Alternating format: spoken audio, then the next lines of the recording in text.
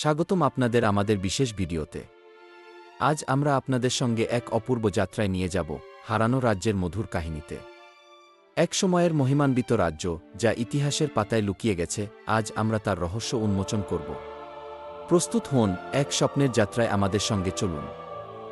একটি প্রাচীন গ্রাম যার নাম উজ্জ্বলপুর, যেখানে যুগের পর যুগ ধরে শান্তি ও প্রাচীন ঐতিহ্য বজায় ছিল। গ্রামের একজন যুবক অরণ্য তার অদ্ভুত কল্পনার জন্য পরিচিত। তিনি প্রায়ই প্রাচীন কাহিনীগুলি পড়েন এবং মিথ্যাবাদী পুরানো বইয়ে লুকানো গুপ্তধনের সন্ধান করেন।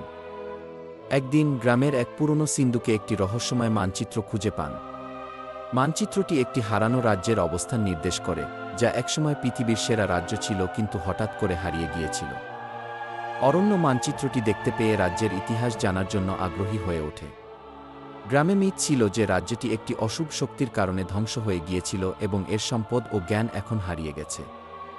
অরণ্য বুঝতে পারে যে এই রাজ্যটির পুনরুদ্ধার কেবল তার গ্রাম নয়, বরং সারা পৃথিবীর জন্য গুরুত্বপূর্ণ। সাহসী মনোভাব নিয়ে তিনি রাজ্যের সন্ধানে বের হন। অরণ্যের যাত্রা শুরু হয় একটি প্রাচীন বন থেকে, যেখানে তাকে প্রথমে গোপন সংকেত এবং প্রাচীন রক্ষকদের মুখোমুখি হতে হয়। বনটি জাদুকরী প্রাণীদের দ্বারা পূর্ণ এবং অরণ্যকে বিভিন্ন ধরনের ধাঁধা এবং পরীক্ষার মধ্য দিয়ে যেতে হয়। পথে তিনি একটি প্রাচীন জাদুকরী মুদ্রা খুঁজে পান, যা তাকে রাজ্যের ইতিহাসের আরও অনেক কিছু জানা। একটি শক্তিশালী দেবতা যার নাম শিবরঞ্জন তাকে সাহায্য করে, কিন্তু শুধুমাত্র যদি সে তার সত্যিকার উদ্দেশ্য প্রমাণ করতে পারে। অরণ্য জানতে পারে যে রাজ্যের পতনের কারণ ছিল রাজ্যের অভ্যন্তরীণ বিভক্তি এবং একটি প্রাচীন অভিশাপ। অরণ্য যখন রাজ্যের খোঁজ পায়, তখন সে দেখে যে কিছু অন্ধকার শক্তি এবং প্রতিযোগী গোষ্ঠী রাজ্যটির সম্পদ অধিকার করতে চায়। তাদের নেতৃত্বে একটি শীর্ষ সর্দার, যার নাম নাথান, রাজ্যের গোপনীয়তা জানতে পারে এবং অরণ্যের পথে বাধা সৃষ্টি করে। নাথান একটি প্রাচীন যুদ্ধযন্ত্র ব্যবহার করে, যা তাকে অরণ্যের বিরুদ্ধে শক্তিশালী করে তোলে। অরণ্য সাহসীভাবে নাথানের বিরুদ্ধে লড়াই করে, তবে এটি একটি কঠিন যুদ্ধ হয়। নাথানের বাহিনী এবং তার যন্ত্রণা মিশ্রিত হলে অরণ্য নিজের জীবনকে বাজি রেখে রাজ্যের সুরক্ষা নিশ্চিত করে। অরণ্য যখন হারানো রাজ্যের কেন্দ্রস্থলে পৌঁছে, তখন সে পায় যে রাজ্যের বাস্তব কেন্দ্র একটি শক্তিশালী মায়াবী গোলক দ্বারা সুরক্ষিত। তিনি গোলকের ভিতরে প্রবেশ করার জন্য একটি প্রাচীন মন্ত্র ব্যবহার করেন, যা তাকে রাজ্যের ইতিহাস এবং শক্তি পুনরুদ্ধারের জন্য প্রয়োজনীয় তথ্য দেয়। এখানে অরণ্য মিশ্রিত চেতনা এবং তার নিজস্ব সাহসের শক্তির মাধ্যমে নাথানের বাহিনীকে পরাস্ত করে।